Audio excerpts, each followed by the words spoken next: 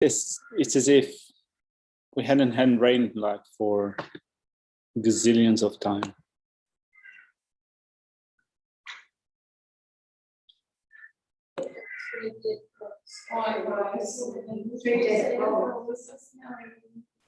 I picked them up even though I was it was like a meditation on the way. Cane toads? Yeah.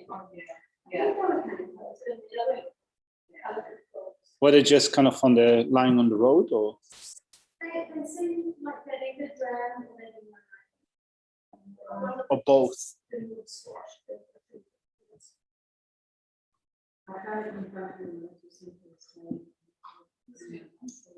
Yeah, I'm just kind of thinking of considering moving it to here. Is it in your way? You're just going to think. They wouldn't just be ready to go. No, they wouldn't be ready. You could use yeah.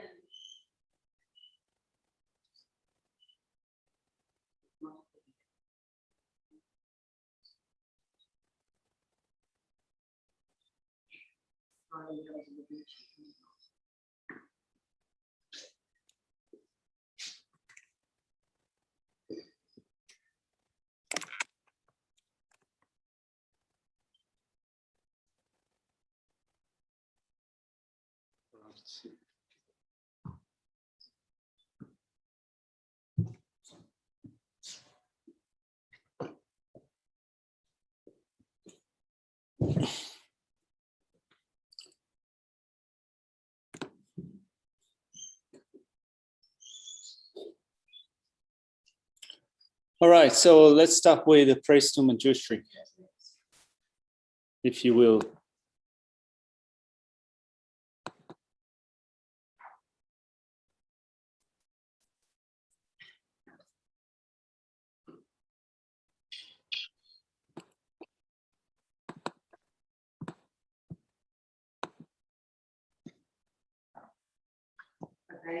My Guru and Protector Manjushri holds it his heart is in text symbolic for the things or things as they are, whose understanding shone forth as the sun unclouded by the defilements of who teaches in 60 ways. All creatures caught in the prison of samsara, confused in the darkness of their ignorance, overwhelmed by this Use dawn and thunder, proclamation of the Dharma arises from their stupor of our delusions and frees us from the iron chains of our karma, whose powerful sword of wisdom hews out sufferings wherever its sprouts appear, clearing away the darkness of all ignorance. Unintrinsical Manjushri, whose princely body is adorned with the 100 grave marks of the Buddha, who has completed the 10 stages, achieving the highest perfection of Bodhisattva, who has been pure from the beginning. O Manjushri, O loving one, with the brilliance of your wisdom, enclosing my mind, enlightening my intelligence of wisdom, so I might gain insight into the Buddha's words and the texts that explain them. I go for refuge until I'm enlightened to the Buddha, the Dharma, and the highest assembly. From the accumulations that I collect by listening to the teachings, may I attain this state of Buddha to be able to benefit all sentient beings. I go for refuge until I'm enlightened to the Buddha, the Dharma, and the highest assembly. From the accumulations that I collect by listening to the teachings, may I attain this state of Buddha to be able to benefit all sentient beings. I go for refuge until I'm enlightened to the Buddha, the Dharma, and the highest assembly. From the accumulations that I collect by listening to the teachings, may I attain this state of the Buddha to be able to benefit all sentient beings.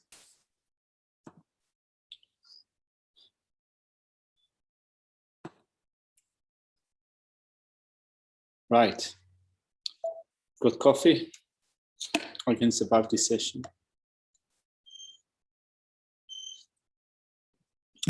So, again, we didn't cover a lot of ground today. So what I thought of doing today was just to add a couple of points from other sources to what we've done today. As I said before, since Geshe-la's cover is teaching at least this module really slowly, we have the ability to just, I guess, informal reflection from other sources as well. So I'm not wearing my headphones, and I'm wondering if you can hear me, or do you prefer me to wear my headphones? No, I'll wear my headphones. Yeah.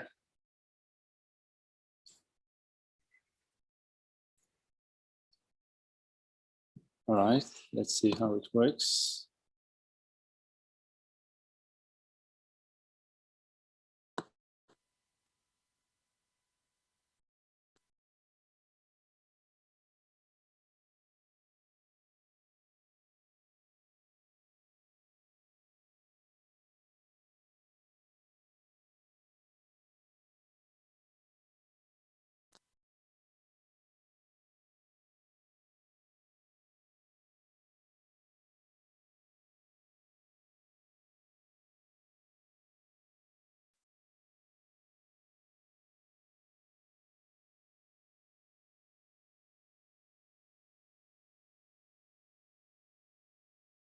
All right.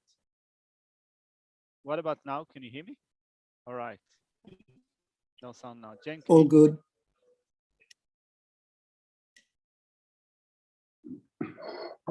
All right.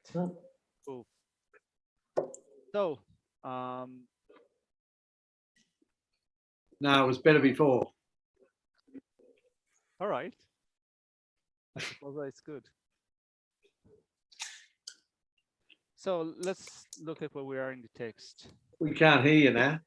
You can't hear me. Okay. No, hardly. No sound now. Let's see. I think the microphone. What about this? Can you hear me now?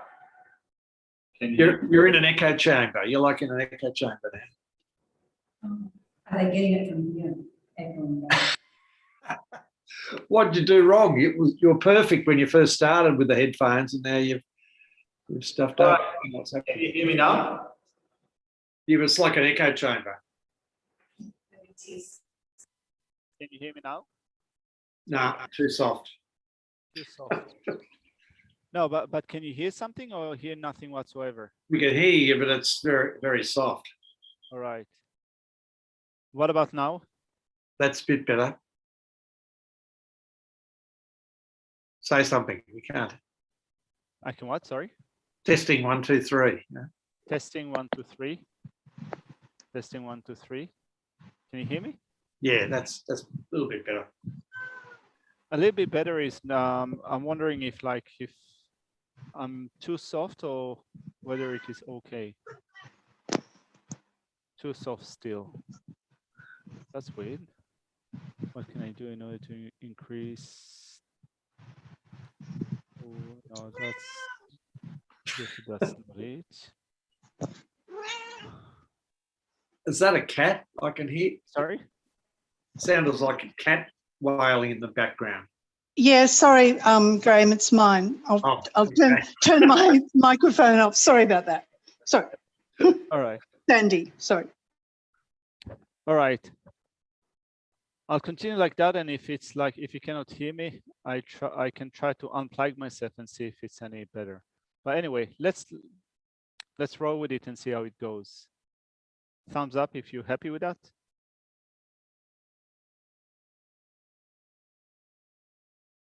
Okay, cool. So let's look at where we are in the text. Hey, Graham, Mr. Graham. So today we started with verse 33, thinking of oneself as a guest who spends one night in each place. Yesterday we've covered verses 31 and 32. Let's just kind of refresh our memory with those two verses just to have the right context. So it says, this very body of mine was also, actually I should have started with verse 31. Although this body arose as a unit, the bones and flesh with which it was born will break up and separate. What need is there to mention other friends?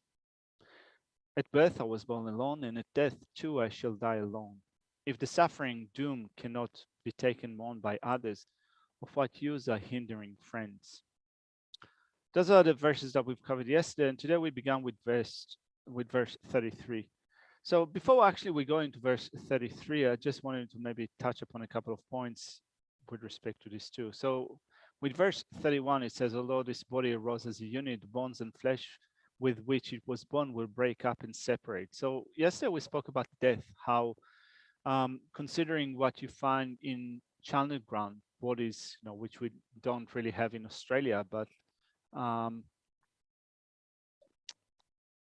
I think that we can visualize what will happen to our body once we die, the body rotting away or breaking apart. But also another thing that I find really useful is sometimes just when I go out to the shops, or when I go out of the center, when I encounter people of advanced age, kind of I look at how sometimes frail they look, and I think that my body will become like that. If I get to that age, my body will become just like that. So currently, it's quite hard to think of how it will be for me to reach that stage in which it's hard to walk, and I look basically really old. I recently came across photos of my mom when my older brother was 6 years old. So my mom looked at the prime of a youth. She was way younger than me, at the moment. She was in her 20s maybe, or early 30s. And then I have recollections of her just before she passed away, how her body was old and frail, right? So not only we can think of our body decomposing after death, we can also, when we see other people and we see how frail they look, we can think that if I get to their age, this is how I will look like. This is how I will walk. This is how I will speak. This is how likely I'll be thinking or maneuvering myself around. It's quite actually confronting, because we sometimes think that, have that idea that we're still young, we have a sense of vitality in us, but slowly creeps in, isn't it?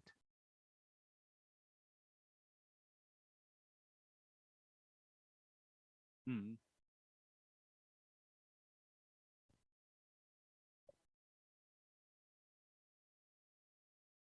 Yeah.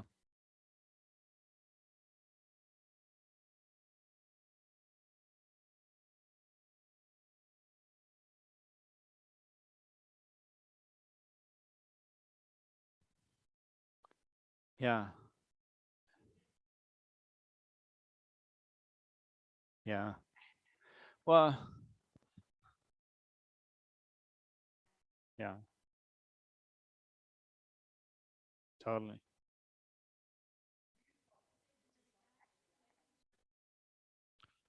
So I'm wondering if people at home had this discussion that we have here. No.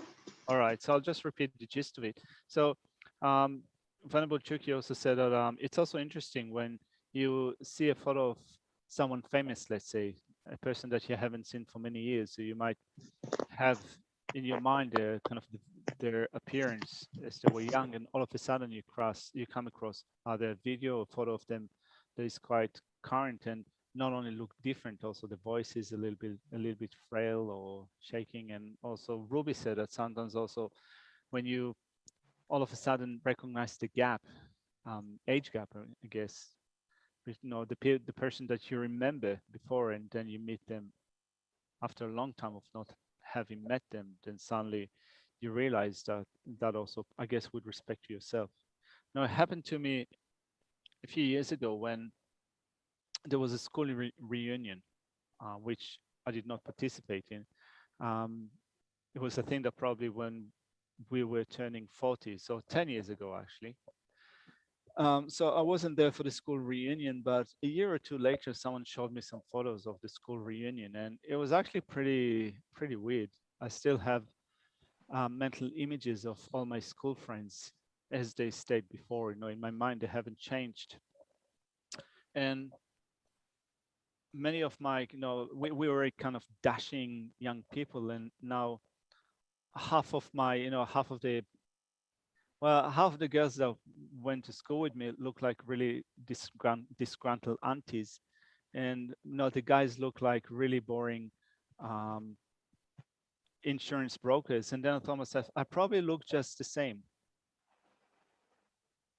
Yeah, apart from wearing robes, so we have that idea of, I haven't changed, I'm still the same person. But I guess that, yeah, Georgie, it will happen to you too. Yeah.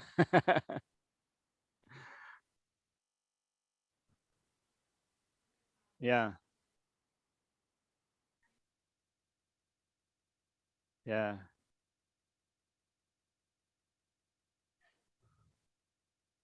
All right. So that's verse 31. And then verse 32. At birth I was born alone, and at death too I shall die alone.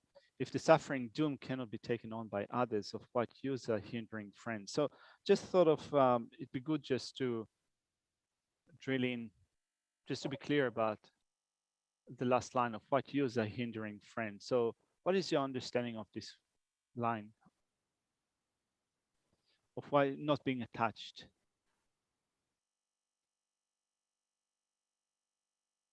So friends are not hindering us from their side, but attachment to them does.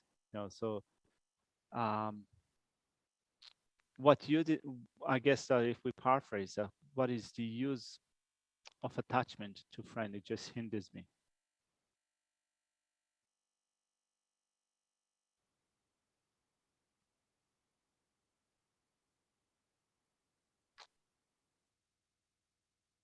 Sounds pretty harsh what I said about my school friends, doesn't it? I feel a bit regret.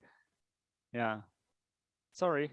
Well, just as well, I look like, when I go and visit my family, kind of my nieces call me Uncle Yaki, which sounds pretty old. Anyway. So it says in verse 33, in the same way as those who have embarked on the road on a place of stay, likewise those who have embarked on the path of existence on an abode of birth.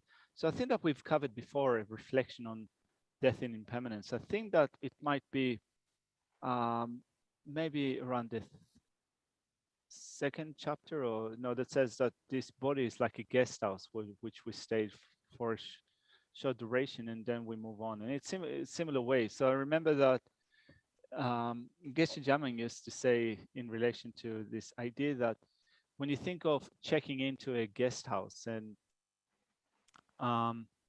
looking at the furnitures, the bed and so forth, and developing a sense of satisfaction with what you have in your room. So it might be that the bed is not absolutely comfortable, or that the sofa in the room is a little bit all to your taste, but it's not that you think that I need to refurbish my hotel room and then you go out and buy paint and furnitures and so forth.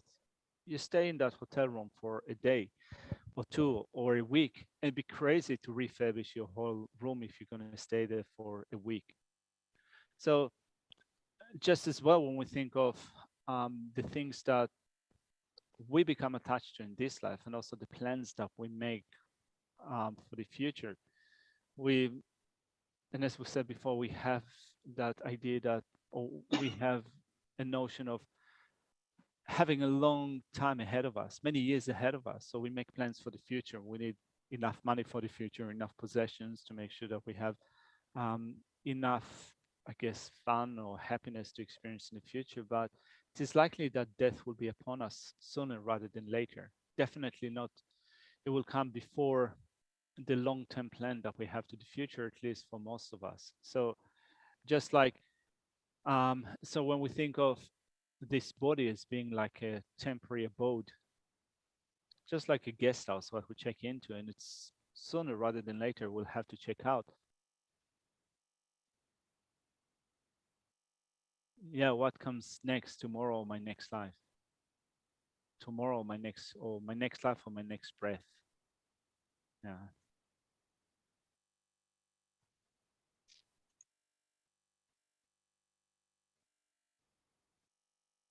Kate is also saying attachment to friends increases anger towards enemies and vice versa.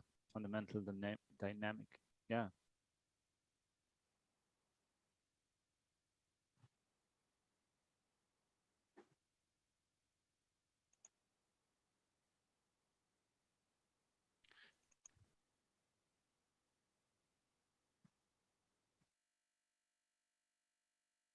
So you found that as you get older, it's easier to come to terms with impermanence. I wonder if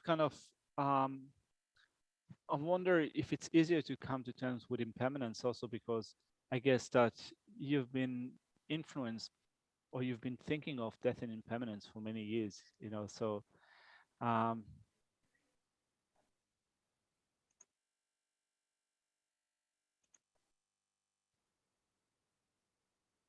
haven't experienced a lot of death around you. So that also helps in terms of coming to terms with your own death. Now, remember that when my mom was, you know, she was getting older and sicker and more frail, she still had that idea that maybe for her it will turn out differently, that there'd be like a miracle and one day she will recover, or maybe she'll have kind of more years. I wonder if for those of us who are luckily exposed to the reflection on death and impermanence, the more you think about it, the easier it becomes to cope with aging, hopefully.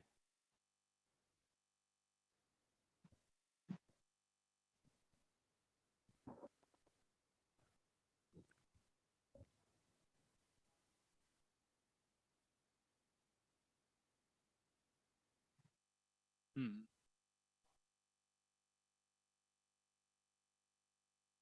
Yeah.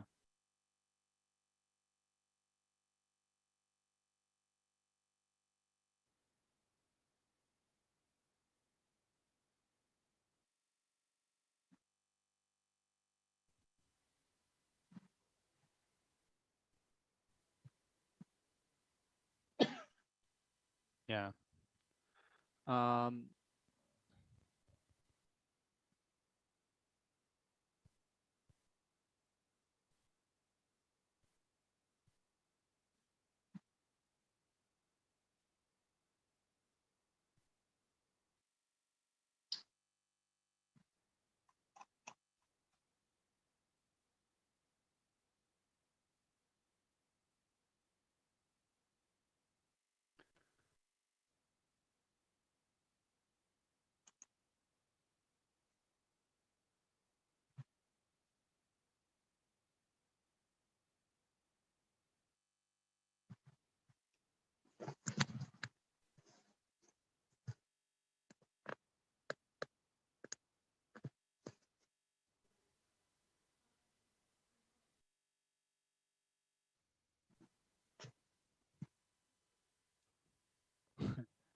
all right. So just for the people at home, I suppose that you haven't had a discussion here. So someone asked Ruby to clarify what she meant by saying that as you get older, things become easier.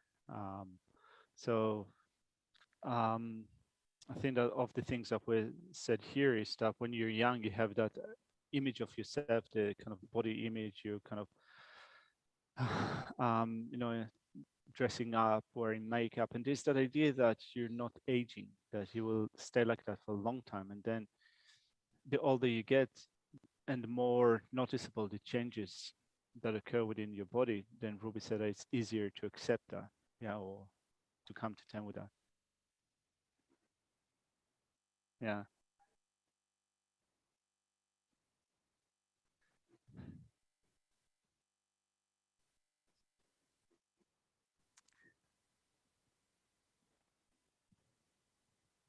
Hmm.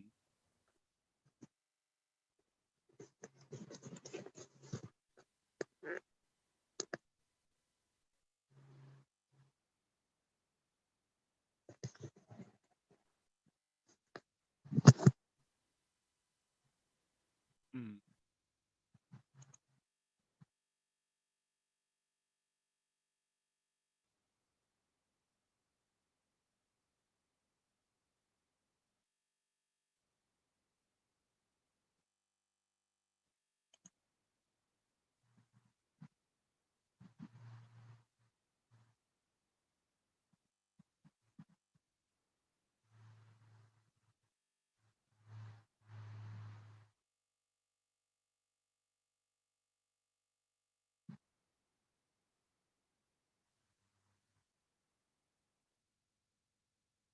Are you asking what's going on for them when they die, or what's going on for us, or how do we cope with?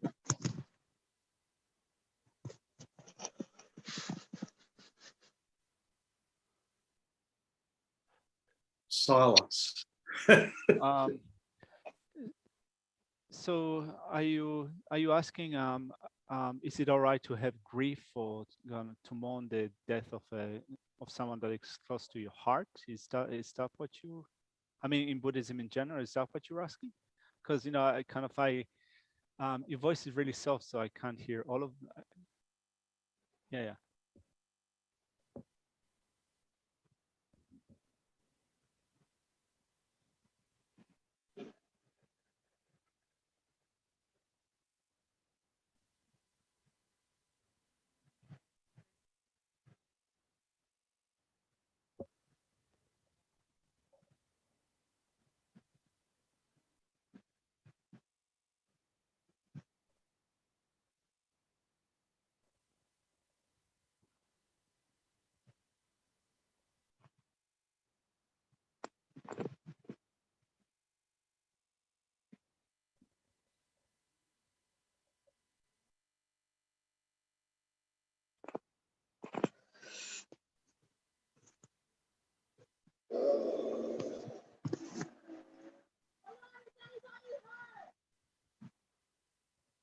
For the person for the deceased, you're asking, right?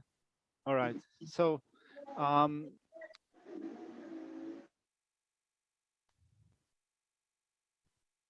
so the point of death, according to Buddhism, is a separation between body and mind.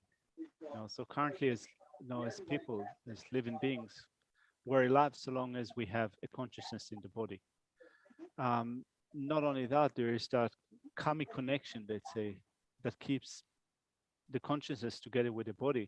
And when the time is up for that connection, when that connection expires, let's say, the consciousness departs from the body. And from a Buddhist perspective, this is the point of death. So here, let's say that the way that we regard death in general, where someone stops breathing, the heart stops pumping, brain activity ceases, this is the way that we normally speak about death, right? But from a Buddhist perspective, death is simply the separation between body and mind. So the body is left behind. What continues is our consciousness. And then currently, since our consciousness is still together with afflictive states of mind and also karmas that we've accumulated in this life and also past lifetimes, it is propelled to become attached to another body. So if we are to be born as human beings, for example, in the next lifetime, the consciousness will, let's say, be compelled to enter a fertilized egg.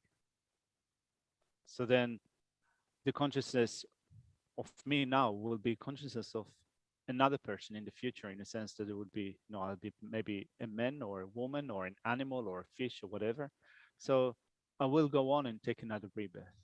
That's what Buddhists believe. Yeah.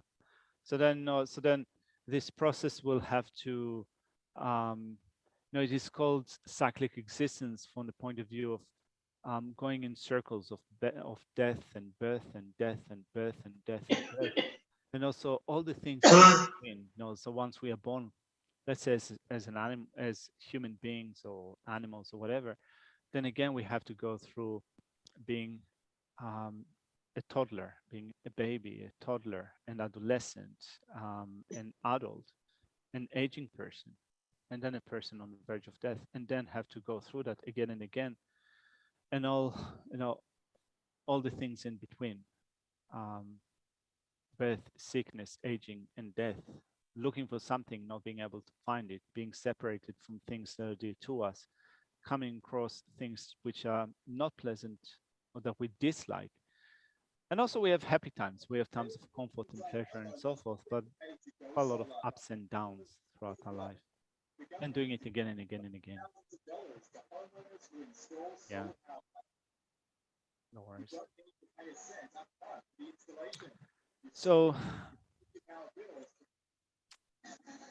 we spoke today about let's look at just at the outline.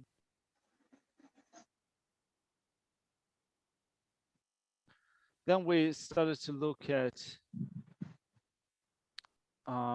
points on a point on non-destruction, and as Geshe said, here it's a point on non-attachment.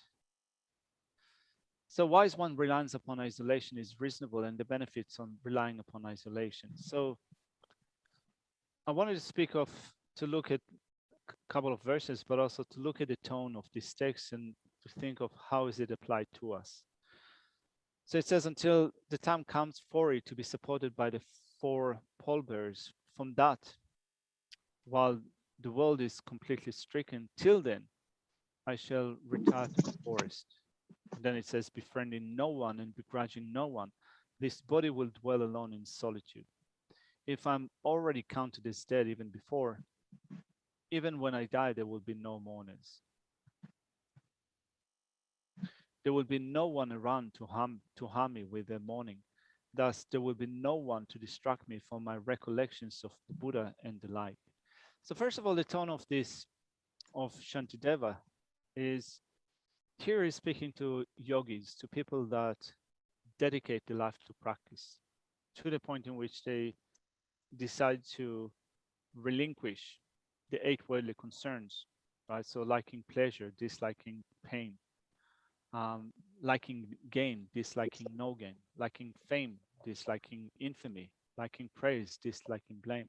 So those who decide to completely relinquish those 8 worldly concerns, attachment to the 8 worldly concerns, including attachment to one's relatives, one attachment to the body and so forth, then they decide to retire to solitude, some of them for the duration of their life, in order to accomplish the state of liberation or the state of enlightenment. So first of all, Shantideva here speaks to a community of monastics, as Geshe said before, but also likely to those who are inclined to go on a life retreat.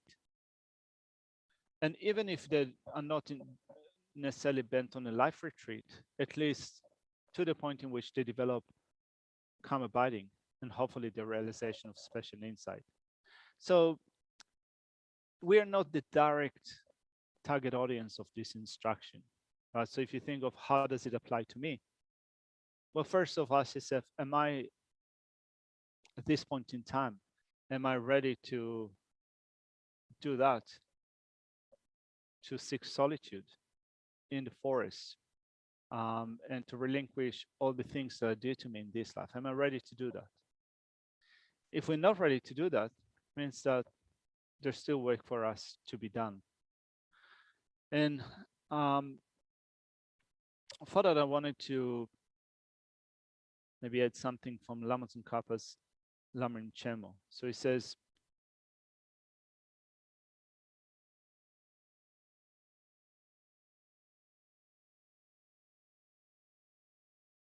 when he speaks about the prerequisites for calm abiding, the 6th one is completely getting rid of thoughts of desire, etc. In the case of desires, contemplate the disadvantages in this lifetime, such as the leading to being killed or imprisoned, as well as their disadvantages for the future, such as the leading to rebirth in miserable realms. Alternatively, eliminate all thoughts of desire and such by meditating with the thought that everything in cyclic existence, pleasant or unpleasant, is ephemeral and impermanent. Since it is certain that I will shortly be separated from all these things, why should I crave them? So we've touched upon many of those points in recent days. And then he says, I have explained these points according to the purport of Kamalashila's 2nd stage of meditation. You should learn more about them from Asanga's Travaka levels. These 6 topics cover the key causes and conditions for newly developing good concentrations, right? So if you're seeking to newly develop the concentration of calm abiding, and you're a beginner in doing that, those are the preconditions, prerequisites that you need to create, including completely getting rid of thoughts of desire, being more content, less desire, pure ethical discipline, dwelling in an appropriate place, and giving up many activities such as business, selling, buying, thoughts of being a householder, being attached to your family and so forth. if you want to attend karma abiding, you need to give all those different things to give them up in your mind. And again, as Geshe said, it does not necessarily mean that you physically need to then isolate yourself completely from everything that you know. If you get rid of attachment, it means that you have that you're cultivating physical and mental isolation. It is likely that for us, if we think that therefore I don't have to really retire from everything that I do, I can accomplish that doing what I do at the present, it is likely I think that it will not work. If we think of seriously wanting to attend karma abiding in a retreat, we need to create those conducive conditions. Probably if you still go to work, if you still have a family life, if you're still busy with friends and news and so forth, looking at your super, looking at your mortgage payments and so forth, it's probably not the time to cultivate the concentration of karma abiding. You can cultivate a high level of concentration, that's true. But you need to have your expectations realistic, to keep realistic expectations. So then it says, in particular, it says also for maintaining an existing concentration without deterioration and for heightening your concentration, you need those preconditions. In particular, the most important ones are good ethical discipline, seeing desires as disadvantages and dwelling in an appropriate place. Right, so this is a summary of what we need to do. First off, good ethical discipline. Then you need to see desires as a fault, as disadvantages, and you need to find the right place for karma abiding. As we said, as Geshe said, you need provisions, someone who provides you with what you need. You need to be dwelling in a place that does not breed sickness, or a place that is not too noisy, a place in which you have suitable or like-minded people that will be harmonious with you and you will not feel threatened. And then it says, I thought that this one is also very important. Moreover, the first four perfections serve as preconditions for the fifth, meditative stabilization or absorption. So in his first stages of meditation, Kamalashila says, you quickly accomplish serenity or karma abiding when you disregard the desire for possessions and such, which means having practiced generosity, in which you have reduced your miserliness and you also disregarded your desire for possessions and such, right? So that comes through generosity. Keep good ethical discipline. Have a disposition to readily tolerate suffering, which means that you have practiced, or you are practicing ethical discipline that is willing to accept suffering, to take on suffering, to work with difficulties, but also is certain about the Dharma. Yeah. Did I say something else? Okay. All right. So having the patience that is willing to accept suffering and to that is certain about the Dharma. And then you also need to joyously persevere. That being the case, sources such as the Sutra Unraveling the Intended Meaning in the Third Turning of the Wheel teach that generosity and the other perfections are causes for successively higher causes of the successively higher perfections.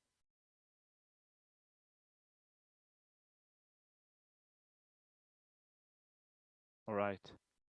So then, how do you think of applying those instructions to your situation? I mean, currently, I think that for most of us, we're not, I guess, at the level where we can completely retire to the forest or to seclusion. I mean, we're making our way through it, I guess, but are we ready to do it?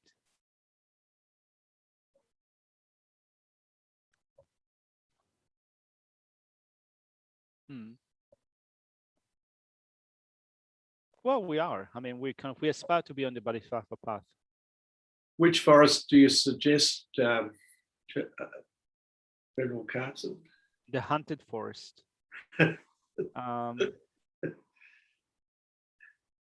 Haunted. Yeah, the haunted forest. Sorry. Haunted forest.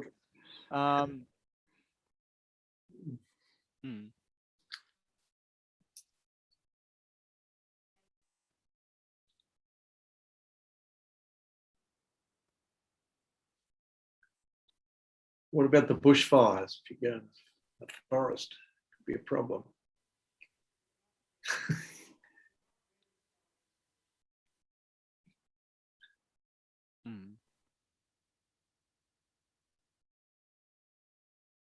All right. So Chuki is saying that Geshe said a few days ago that Geshe said that also when we still engage in society, we engage with others with the idea of wanting to be of benefit to others, then we also accumulate the collections, we accumulate all the, you can say the accumulations which are necessary then to later on being retreat.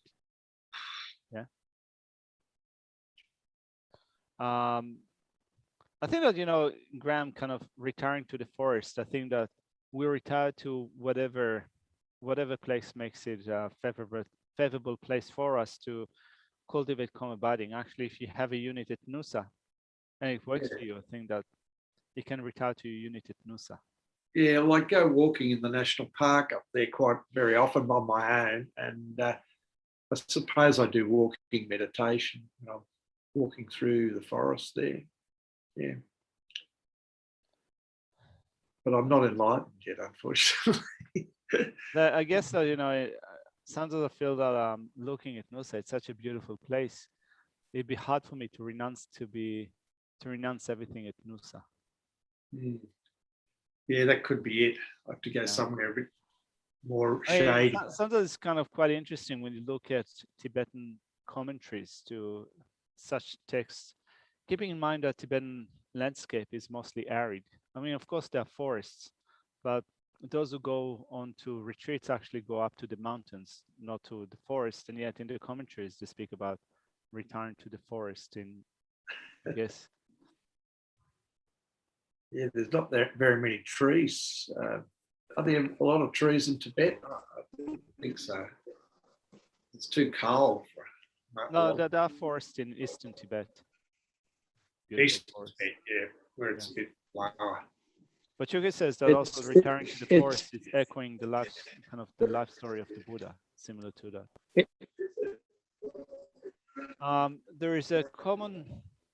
There's a word in Tibetan for a common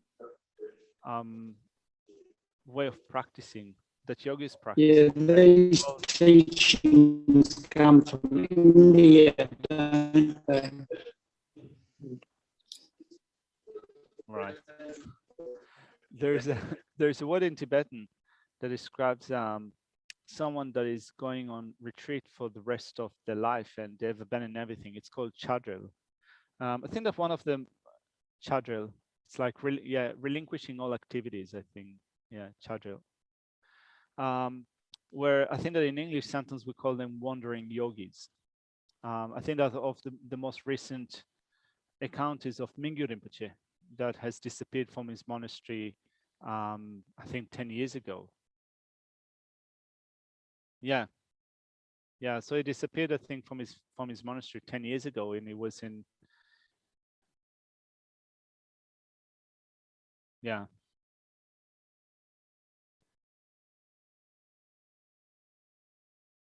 Yeah.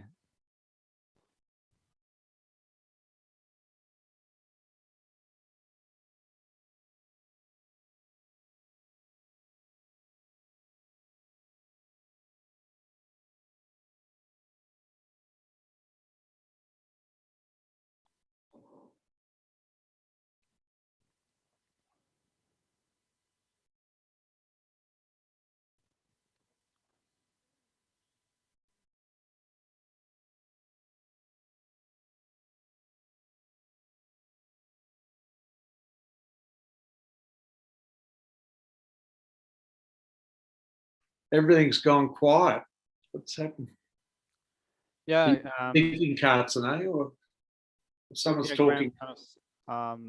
This lady here also said that in New South Wales, where she comes from, there used to be beautiful forest around, a beautiful bush, and now it's kind of was taken over by a bushfire last year, I reckon, right?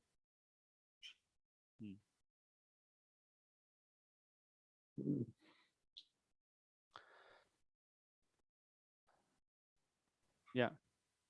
So I was saying about Mingyu Rinpoche being on this retreat for 4.5 years, so he came back at the end, but there are those who retire to such a retreat for the entire life. And in other traditions in Buddhism, like for example, in the Jikun Kagyu tradition, there's the tradition of the Tokdens who also go into retreat for the rest of their life. So the type of attitude that you aspire to develop is described in something that some of you might have heard before, the 10 innermost jewels of the Kandampas. So if you look at Pabonko Rinpoche's commentary to the 3 principal aspects of the path, and I've translated parts of this commentary related to the 10 innermost jewels of the Kandampas, the type of attitude that you develop is, sorry?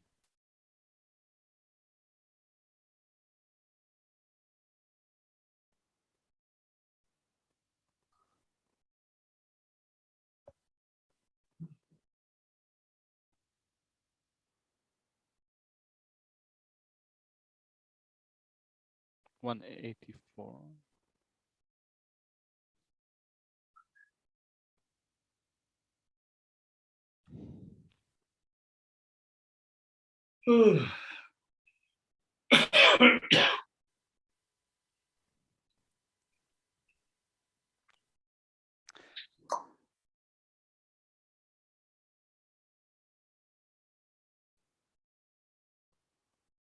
So there is a commentary of Pabonko Rinpoche to the 3 principal aspects of the path, also containing an explanation of the 10 innermost jewels of the Kandampa Geshes.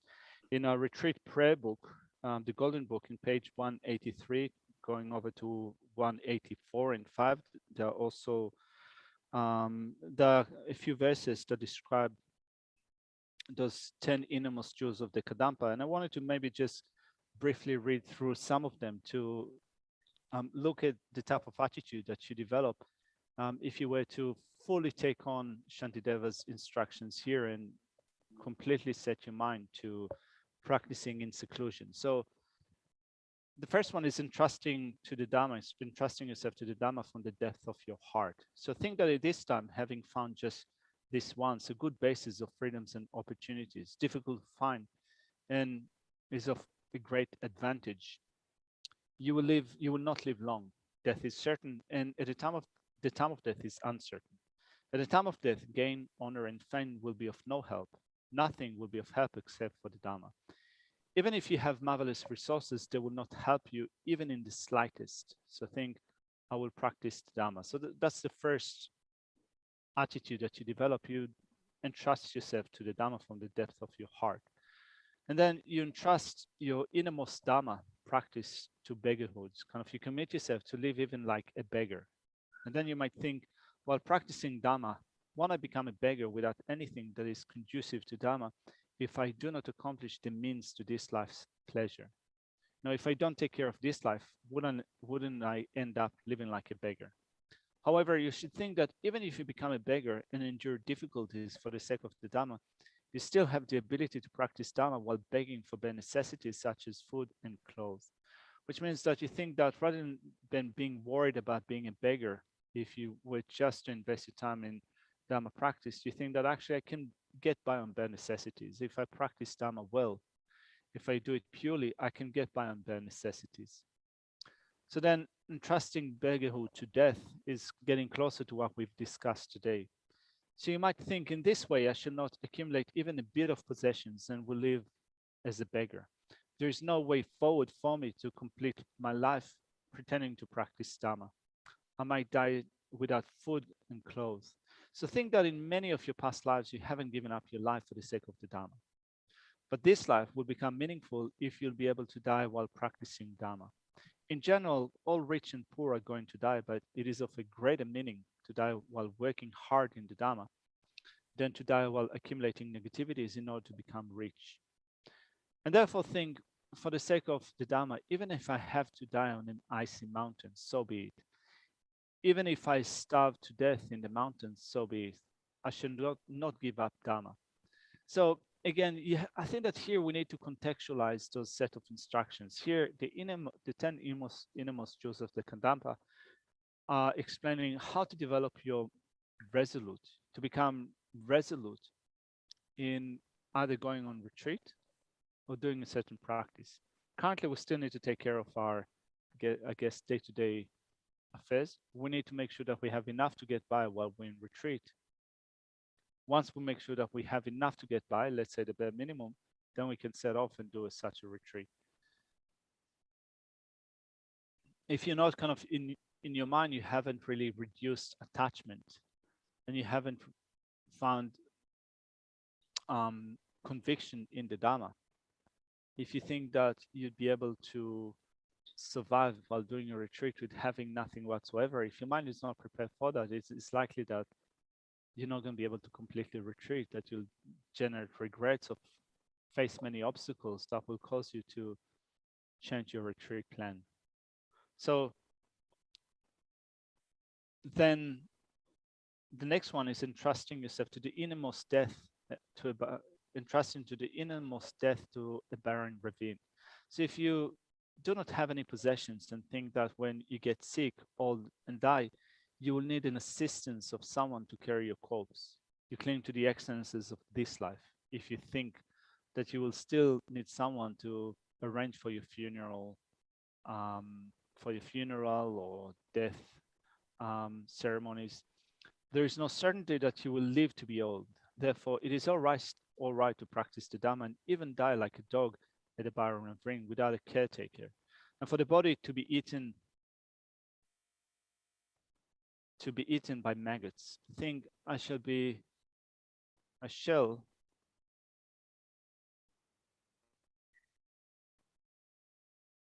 let's say I shall practice Dharma in a mountain retreat, be attached to nothing whatsoever.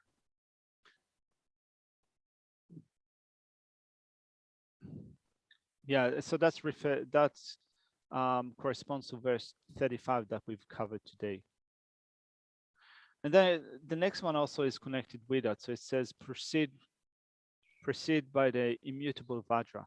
Having given up this to practice Dharma, no matter how much your parents, relatives, friends, and so forth discourage you from doing so, do not be dissuaded. Even if your beloved relatives who care for you with great affection will grieve and shed tears, your Vajra-like mind will not sway. You need to go into a mountain retreat, practice pure Dharma without anguish and without attachment.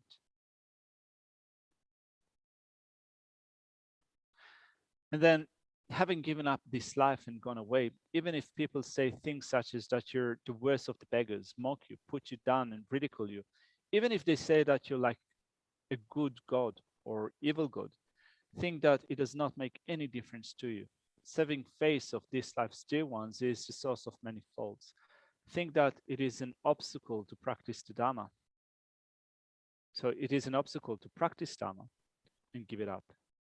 Anyway, so those are the attitudes that you develop if you're going to follow Shantideva's instructions to the latter. But I guess that for most of us, currently we have to make a way to get to the point where we can put it into practice like that. At least I'm not there yet.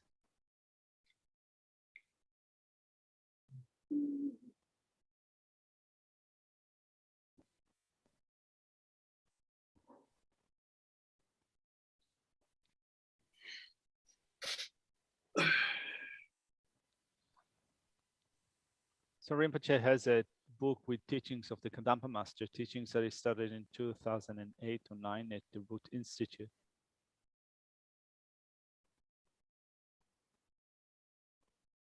Yeah, maybe 2008 at Root. It's a Lama Yeshe Wisdom Archive book. Is that book Liberation in the Palm of Your Hands by Pabonka Rinpoche that you've been reading from? Well, maybe there is information about it also in Pabonka Rinpoche's Liberation in the Palm of Your Hand. I've got that one. The book that Chuki was referring to is Lama Sopa Rinpoche's book. Oh, Lama Sopa's one. Oh, okay.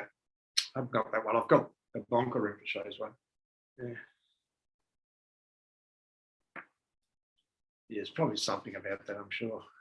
It's a pretty good book. Oh yeah, so the 10 innermost jewels of the Kandampa, this text that I just shared with you on the screen, was in preparation for Chodron Rinpoche's teachings here in 2008. So when he was here in 2008, he taught on the 10 innermost jewels of the Kandampa.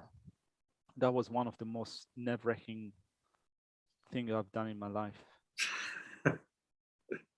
Sorry?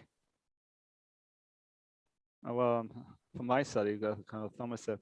Now, when I was in Australia for a couple of years, 3 years actually, in 2008, and I was asked if I'd be willing to translate for Chodron Rinpoche, and I said, yeah, of course, why not?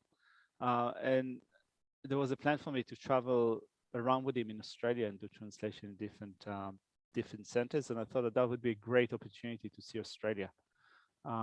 So luckily it fell apart, kind of. I was translating also only here, and the thing is that he had such a soft voice that even when I was sitting basically in his lap, I couldn't hear him.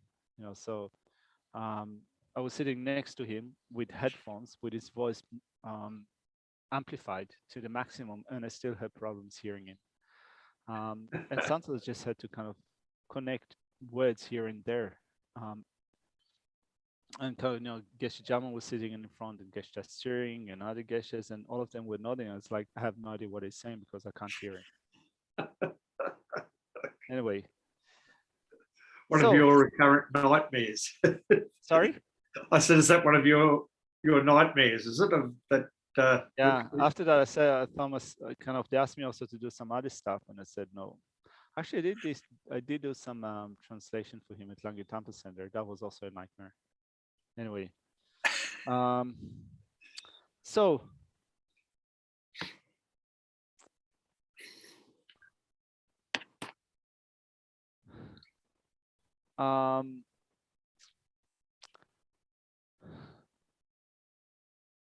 so I'm just going to read a couple of passages from this commentary related to the verses that we've covered today.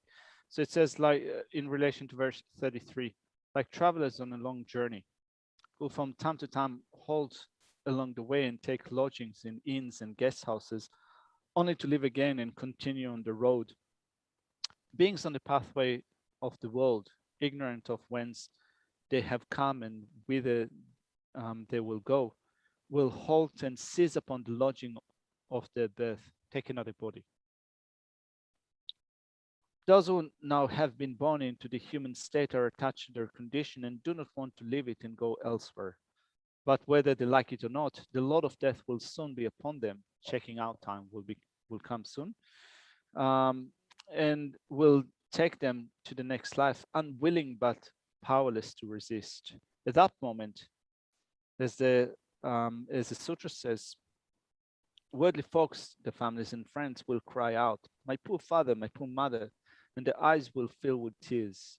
They will tear their hair in sorrow as the body is carried by 4 men from the house to the charnel ground, as verse 34 says.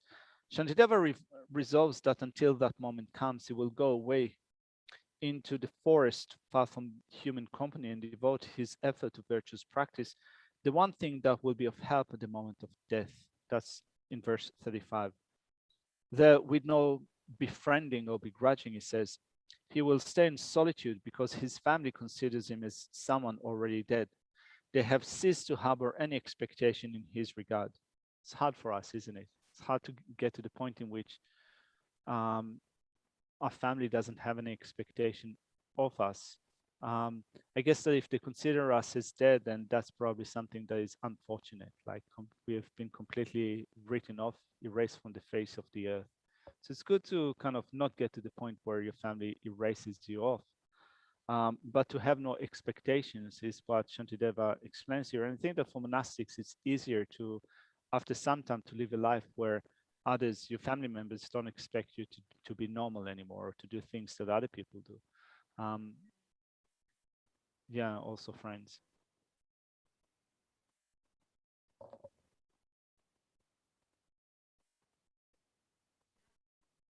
Yeah.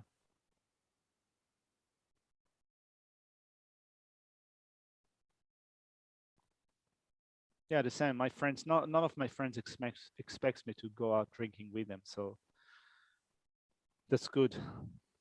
Yeah. So then it says, Moreover, if he stays alone in solitude, there will be no one, no Dharma friends with him to be upset and mourn his passing, and he himself will not be troubled by their pain. In such solitude, there will be no one to distract him from the thought of the Buddha and the Dharma, and from performing the practice at the time of death. Consequently, he will die in peace in a virtuous state of mind, as it is said in Sutra, since you lived a good and blameless life and are grown used to virtuous deeds. When death arrives, you will not suffer, for it will be like fleeing from a burning house. Imagine kind of death being so peaceful and feeling that you've been saved, like fleeing from a burning house. Anyway, I'm wondering if you have any questions before we leave it here for now.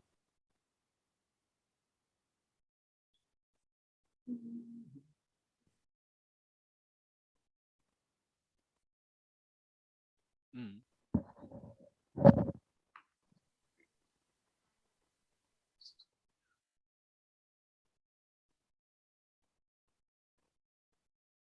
So if we were to ask Geshe-la, and we can ask him tomorrow, but I think that we can probably try, each one of us can try to give our own answer for that.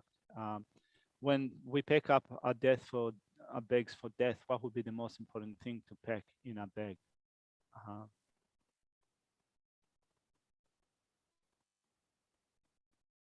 Death, intermediate states, and rebirth, kind of the states of dissolution, being able to recognize the states of dissolution and know how to generate positive states of mind as we do that. So that's one answer.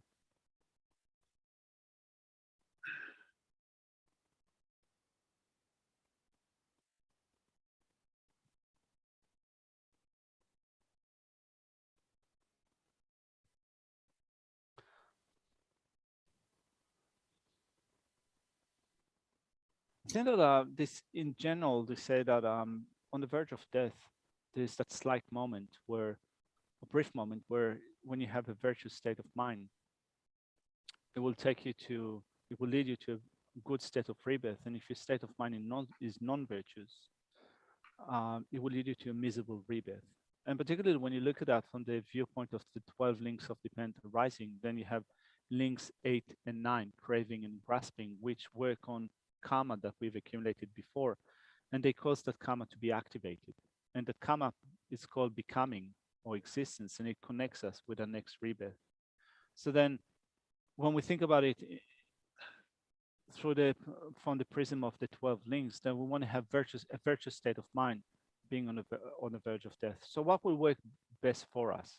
I think that sometimes they say that if you think of refuge, if you think of your lama, if you have faith, all of them are virtuous states of mind. But I think that since all of us have our own different approach to our own practice, then we need to find what is the thing that works the best for us in terms of immediately bringing about this open, spacious, and virtuous state of mind. When we think of our teacher, when we think of the practices that we've done, the service that we've offered, however many virtuous things we have done in our life, then we can try to think about that and use that as a thing to bring about a virtuous state of mind. And of course, I think that thinking of renunciation, thinking that just as it was pointed out in this text, it's like feeling like I'm now fleeing from a burning house, from samsara's burning house, to try to use that as developing renunciation, a virtuous state of mind, and even more so to feel compassion for others at the time of death. So it depends upon each one of us kind of have different abilities to put it into practice. So if we habituate the mind with whatever works for us best now, we'll probably have better chance of doing it as we draw closer to the time of death.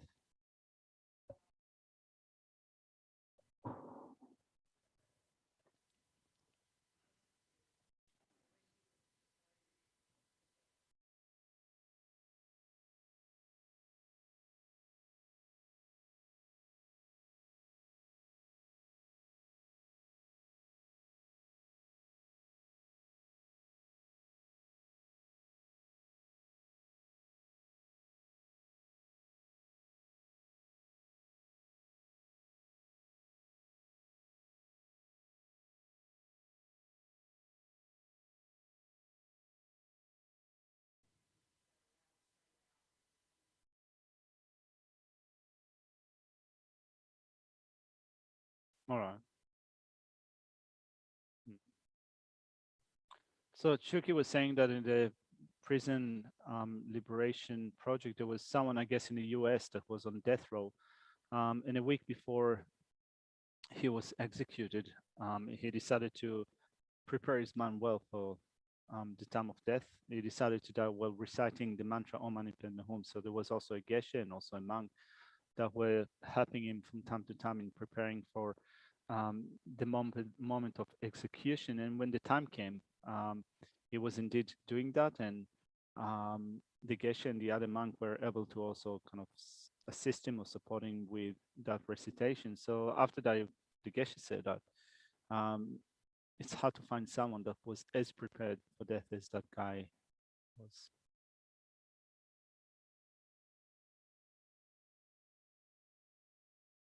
May I go where I am to be of benefit to beings? Yeah.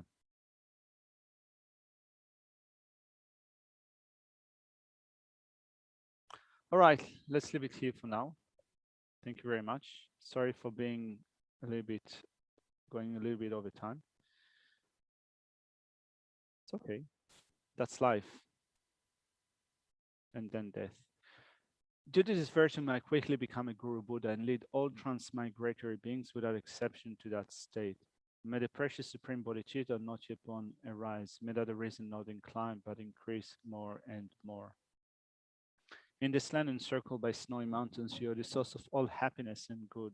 All powerful Jinrezing Tenzin Gyatso, please remain until samsara ends. You uphold the Sibu's moral way, serves an abundant bearer of all, sustaining, preserving, and spreading Manjunath's victorious doctrine, who masterfully accomplishes magnificent prayers honoring the three jewels. Protector of myself and others, your disciples, please live long. Thank you very much, people. See you tomorrow.